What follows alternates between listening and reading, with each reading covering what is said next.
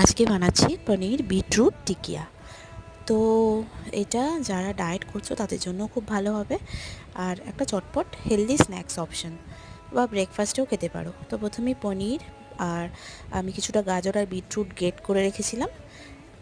এবার পেঁয়াজ কুচি, আদা রসুনের পেস্ট, লঙ্কা কুচি, ধনেপাতা কুচি, তারপরে দিয়েছি আমি এখানে ওটসের গুঁড়ো, তোমরা এখানে চালের গুঁড়ো বা বেসন ইউজ করতে পারো, নুন, গোলমরিচের গুঁড়ো, চাট মশলা দিয়ে ভালো করে এটাকে আমি মেখে নেব হাতে। মাখা হয়ে গেলে এবারে টিকিয়া শেপ করে নেব, যেরকম চাইবে শেপ করতে পারো। তারপরে অল্প তেলে এটাকে এপিট ওপিট করে চাপা দিয়ে দিয়ে ফ্রাই করে নেব মিডিয়াম আঁচে। তারপরে রেডি হয়ে যাবে। এটাকে তোমরা চাইলে ডিনারেও খেতে পারো, যারা ডায়েট করছো আর কি। ভালো লাগলে চ্যানেল